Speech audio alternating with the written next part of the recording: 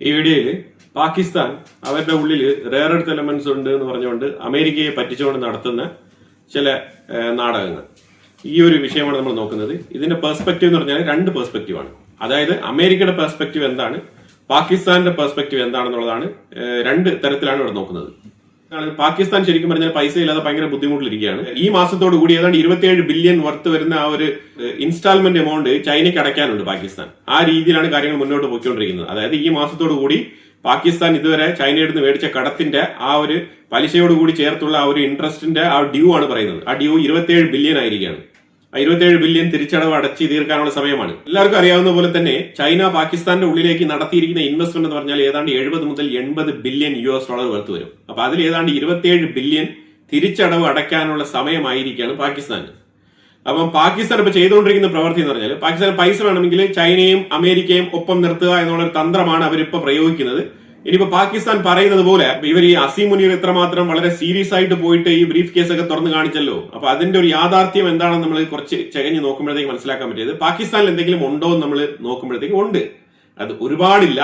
ഇവർ പറയുന്ന രീതിയിൽ ഇന്ത്യയുടെ ഇപ്പോഴത്തെ എക്കോണമി ആയിട്ടുള്ള ഒരു GDP ആയിട്ടുള്ള 4 ട്രില്യനെ മറികടക്കാനുള്ള രീതിയിലുള്ള സ്വത്തുവകകൾ ഞങ്ങളുടെ അടുത്ത് ഉണ്ട്, ഞങ്ങൾക്ക് അസറ്റ് ഉണ്ട് എന്നൊക്കെ വിചാരിച്ചുകൊണ്ടിരിക്കുന്ന പാകിസ്ഥാന്റെ യഥാർത്ഥ അസറ്റ് എന്താണെന്നുള്ളത് നമ്മളൊന്ന് ജസ്റ്റ് നോക്കാം.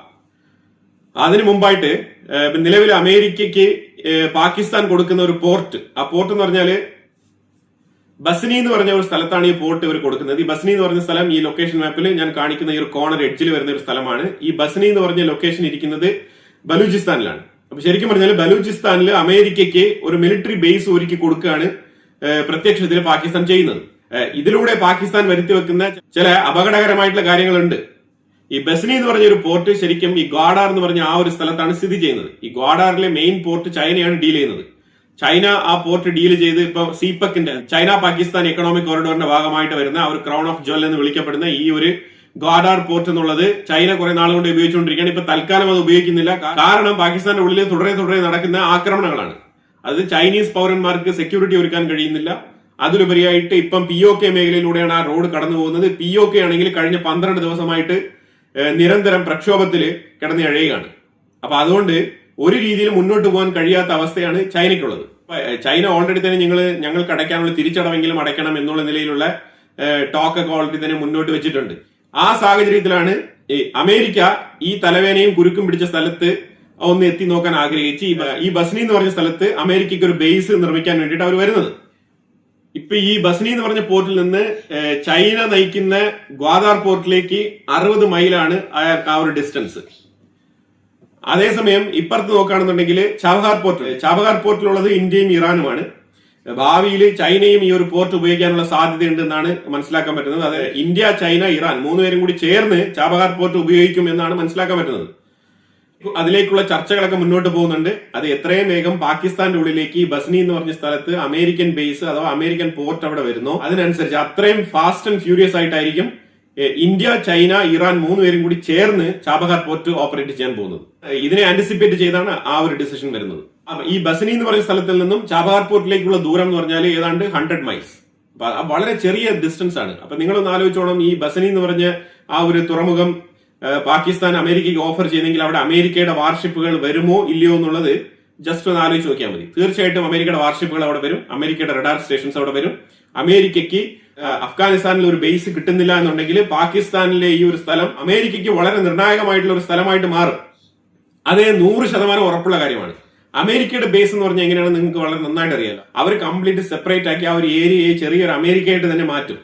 അതിന്റെ ഉള്ളിലേക്ക് പിന്നെ പാകിസ്ഥാനികൾക്ക് കടന്നു പോകാനോ അല്ലെങ്കിൽ അതിന്റെ അടുത്ത് പോയി നിൽക്കാനോ യാതൊരു വിധത്തിലുള്ള ഒരു ഫ്രീഡം അതിനകത്ത് ഉണ്ടാവില്ല. ഒരു തവണ അമേരിക്കയ്ക്ക് ആ ഒരു ബേസ് കൊടുത്തു കഴിഞ്ഞാൽ പിന്നെ അത് അമേരിക്കയുടെ ലാൻഡാണ്. ആ രീതിയിൽ അവർ പെരുമാറും.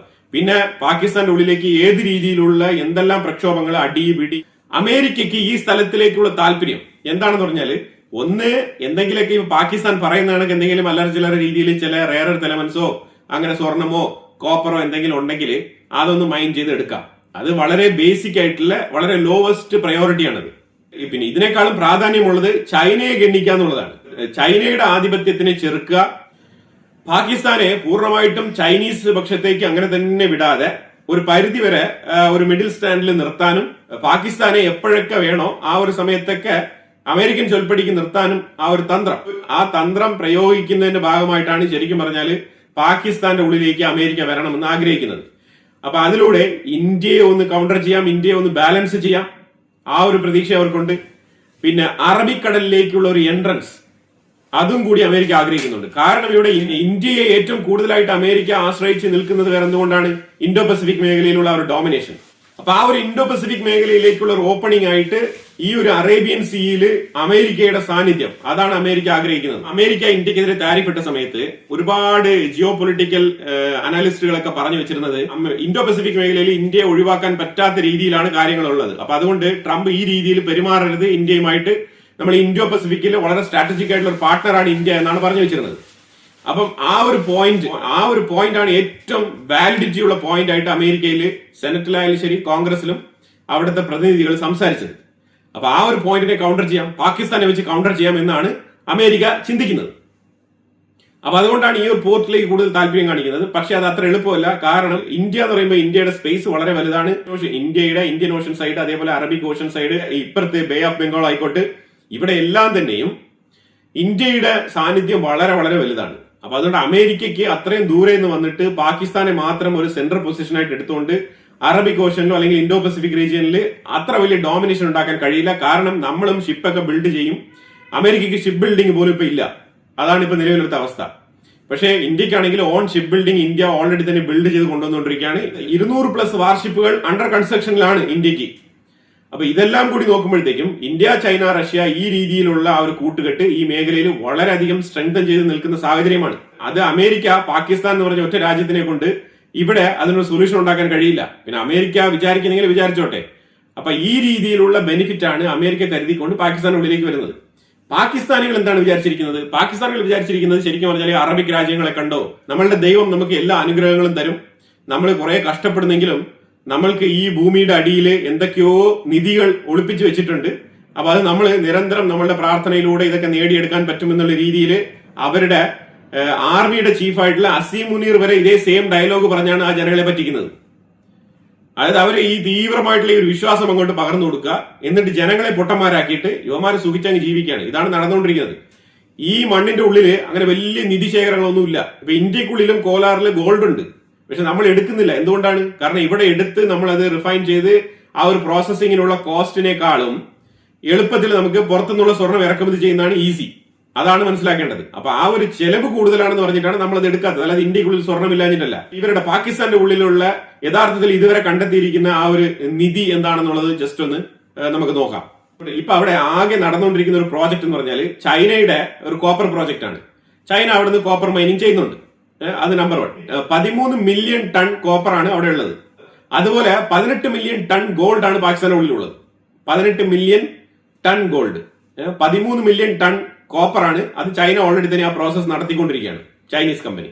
പിന്നെ ഈ 18 മില്യൺ ടൺ ഗോൾഡ് എടുക്കാനാണ് ഒരു കനേഡിയൻ കമ്പനിയും അതേപോലെ സൗദി അറേബ്യ താല്പര്യം പ്രകടിപ്പിച്ചിട്ടുണ്ട്. ഇപ്പം അമേരിക്കൻ കമ്പനി അതിനകത്ത് ഉള്ളിൽ വരുമോ എന്നുള്ളത് നമുക്ക് അറിയത്തില്ല. ഈ ഒരു 18 മില്യൺ ടൺ ഗോൾഡ് എടുക്കാൻ വേണ്ടിയിട്ട് ഈ 13 million ton copper, 18 million ton gold, ഇത് രണ്ടിന്റെയും ഇന്നത്തെ മാർക്കറ്റ് വാല്യൂ വെച്ച് നോക്കി കഴിഞ്ഞാൽ ഓൾമോസ്റ്റ് ഒരു 215 ബില്യൺ USD വരും. 215 ബില്യൺ USD. ഇത് ഏതാണ്ട് 30 മുതൽ 37 വർഷം എടുക്കും. ഇത് ടോട്ടലി ഇത് മൈൻ ചെയ്ത് എടുത്ത് ഇത് വിറ്റ് കാശാക്കി പാകിസ്ഥാന്റെ ഉള്ളിലേക്ക് ഒരു 215 ബില്യൺ US$ കിട്ടാൻ. അപ്പൊ നിങ്ങളൊന്ന് ആലോചിച്ചോ, 37 വർഷം.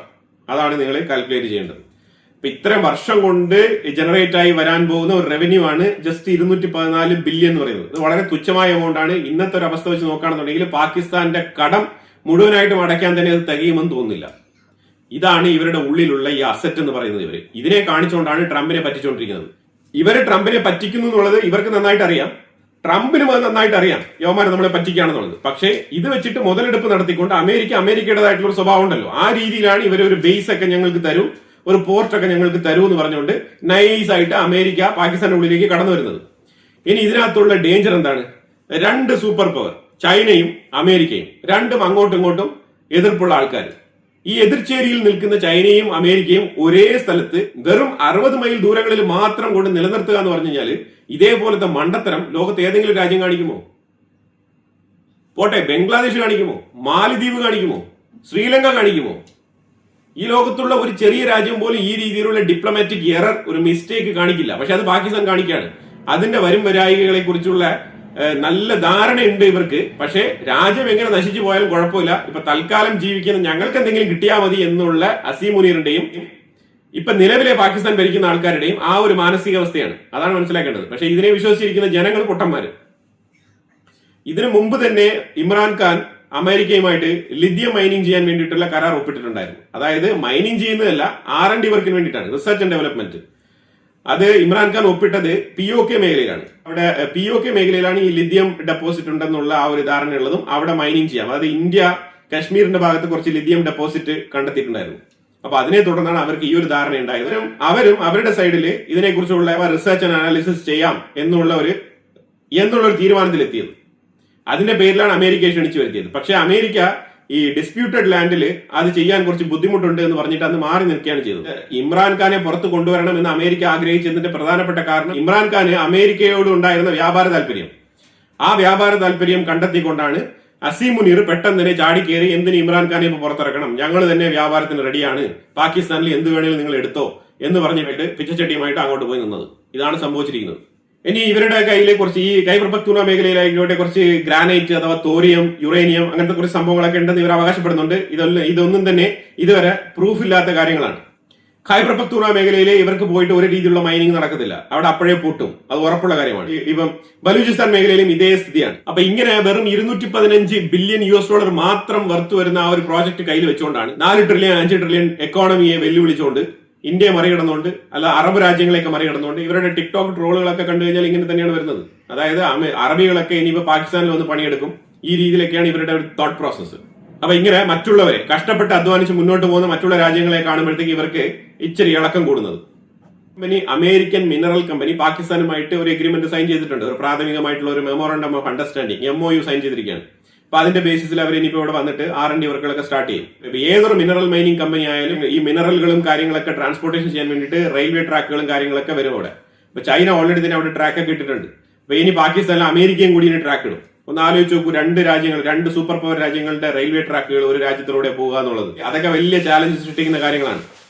ഇനിയിപ്പോ അടുത്ത് ഇവർക്ക് വരാൻ പോകുന്ന വെല്ലുവിളി എന്ന് പറഞ്ഞാൽ ചൈന പ്രഷർ കൊടുക്കും, അത് കഴിഞ്ഞാൽ സൗദി അറേബ്യ പ്രഷർ കൊടുക്കും.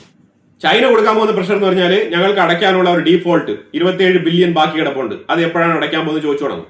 അതിലുപരിയായിട്ട് 14 മില്യൺ മുടക്കിക്കൊണ്ട് ഏറ്റവും വലിയൊരു ഡാം പ്രോജക്ട് ചൈന പാകിസ്ഥാന് പ്രപ്പോസ് ചെയ്തിട്ടുണ്ട്. ദൈമർ ഭാഷ ഡാം എന്ന് പറഞ്ഞാണ് ആ ഡാമിന്റെ പേര്. അപ്പൊ ആ ഡാം പ്രോജക്ട് പ്രപ്പോസ് ചെയ്തിരിക്കുകയാണ്, അതിന്റെ ഫ്യൂച്ചർ ഡെവലപ്മെന്റും കാര്യങ്ങളും. അപ്പൊ ഇതൊക്കെ ചൈന പെൻഡിങ് ഇടാനുള്ള സാഹചര്യം വളരെ കൂടുതലാണ്. തീർച്ചയായിട്ടും ചൈന പാകിസ്ഥാനെ അമേരിക്കയോടൊപ്പം പോകുന്നതിൽ നിന്നും വിലക്കാനുള്ള സാധ്യത വളരെ കൂടുതലാണ്. അതിന് പാകിസ്ഥാൻ ഏത് രീതിയിൽ റെസ്പോണ്ട് ചെയ്യാൻ പോകുന്നു എന്നുള്ളതാണ് അടുത്ത വെല്ലുവിളി. പിന്നെ ഈ ഗോൾഡ് മൈനിങ് പ്രോജക്റ്റിലൊക്കെ അമേരിക്കയെ കൊണ്ട് ഇൻവോൾവ് ആക്കി കഴിഞ്ഞാൽ സൗദി ഓൾറെഡി തന്നെ 25% എനിക്ക് അതിനകത്ത് ഷെയർ വേണമെന്ന് പറഞ്ഞിരിക്കുകയാണ്. ഇടയ്ക്കിടയ്ക്ക് എണ്ണ വേണം, കടം വേണം, പൈസ വേണം എന്നൊക്കെ പറയുമ്പോഴത്തേക്കും സൗദി അറേബ്യയിൽ പോയിട്ടാണ് ഇവര് പൈസ മേടിച്ചുകൊണ്ടിരുന്നത്. ഇപ്പോഴാണെങ്കിൽ MBS പാകിസ്ഥാനുമായിട്ട് ഒരു ഡിഫൻസ് ഡീൽ വരെ സൈൻ ചെയ്തിട്ടിരിക്കുന്ന സാഹചര്യമാണ്. ആ സാഹചര്യത്തിൽ ഈ ഗോൾഡ് പ്രോജക്റ്റിലേക്ക് സൗദിയെ ഉൾപ്പെടുത്തുന്നില്ല എന്നുണ്ടെങ്കിൽ അത് MBSനും കൂടി വിഷമമാവും. അപ്പൊ ശരിക്കും പറഞ്ഞാൽ ഒരു ഒറ്റപ്പെടൽ സാധ്യതയുണ്ട് പാകിസ്ഥാന്. ഇന്ത്യ ആണെങ്കിൽ അറബിക് ഓഷനിൽ കൃത്യമായിട്ട് നമ്മളുടെ നേവൽ ട്രൂപ്പുകളെ സ്ട്രെങ്തൻ ചെയ്യും, നമ്മൾ ഏറ്റവും കൂടുതൽ വാർഷിപ്പുകൾ അവിടെ ഡിപ്ലോയ് ചെയ്യും. ചൈന ഓൾറെഡി തന്നെ അവരുടെ ആ ഒരു നേവൽ ബേസ് ഒക്കെ വളരെ സ്ട്രെങ്തൻ ചെയ്ത് നിൽക്കുന്ന ഒരു സാഹചര്യമാണ്. അപ്പൊ ഇന്ത്യയും കൂടി നേവൽ ഫോഴ്സ് ശക്തിപ്പെടുത്തുന്നതോടുകൂടി അമേരിക്കയ്ക്ക് അതൊരു വെല്ലുവിളിയായി തന്നെ തീരും. അമേരിക്കയെ എതിർക്കേണ്ട സാഹചര്യം വന്നു കഴിഞ്ഞാൽ നമ്മൾ തീർച്ചയായിട്ടും എതിർത്ത് തന്നെ നിൽക്കും, അതിൽ യാതൊരു മാറ്റമില്ല. അതുപോലെ തന്നെ നിങ്ങൾ നോക്കിക്കോളൂ, ഇനി അമേരിക്ക വൈകാതെ തന്നെ ബംഗ്ലാദേശിന്റെ ഉള്ളിലും ഇതേ രീതിയിൽ ഒരു എഗ്രിമെന്റ് സൈൻ ചെയ്യാനുള്ള സാധ്യത വളരെ കൂടുതലാണ്. കാരണം ഹിമാലയത്തിൽ നിന്ന് വരുന്ന ബ്രഹ്മപുത്ര എന്ന് പറഞ്ഞ ആ ഒരു റിവർ ടിബറ്റിലെ പല മേഖലകളെയും കടന്ന് അവിടെ നിന്ന് പല രീതിയിലുള്ള എലമെന്റ്സും കൊണ്ടുവന്ന് കൃത്യമായി അതിന്റെ സെഡിമെന്റ്സ് വന്ന് അടിയുന്നത് ബംഗ്ലാദേശിൽ കടലിനോട് ചേരുന്ന ആ ചതുപ്പ് പ്രദേശത്താണ്. കംപ്ലീറ്റ് സോയിലും ഭയങ്കര എലമെന്റ് റിച്ച് ആണെന്നാണ് പറയുന്നത്. അത് ഈ ഇടയ്ക്ക് ബംഗ്ലാദേശിലേക്ക് ഒരു US ടീം അവിടെ ജോയിന്റ് മിലിറ്ററി എക്സസൈസിന് വന്നിട്ടുണ്ടായിരുന്നു. അപ്പൊ അവർ ജോയിന്റ് മിലിറ്ററി എക്സസൈസിന് വരുന്നെങ്കിലും അവരുടെ ഉദ്ദേശം വേറെ ഒന്നുമില്ല, ഈ സെഡിമെന്റ്സ് എടുത്ത് പരിശോധിക്കുക എന്നുള്ളതാണ്. അങ്ങനെ അവർ ആ സെഡിമെന്റ്സ് എടുത്ത് പരിശോധിച്ചിട്ടുണ്ട്. അപ്പൊ അതിനകത്ത് ഒരുപാട് മിനറൽ റിച്ച് ആണെന്ന് അവർ കണ്ടെത്തിയിട്ടുണ്ട്. അപ്പൊ അതുകൊണ്ട് അമേരിക്ക ബംഗ്ലാദേശുമായിട്ടും യുഎസിന്റെ നേതൃത്വത്തിൽ ഇതേപോലെ തന്നെ ഒരു മിനറൽ ഡീൽ എഗ്രിമെന്റ് സൈൻ ചെയ്യാനുള്ള സാധ്യത വളരെ കൂടുതലാണ്. അപ്പൊ എന്തായാലും ഇതിനെക്കുറിച്ചുള്ള അഭിപ്രായങ്ങൾ കമന്റ് ബോക്സിൽ രേഖപ്പെടുത്തുക. കൂടുതൽ വാർത്തകളുമായിട്ട് അടുത്ത വീഡിയോയിൽ വരാം. Thank you so much.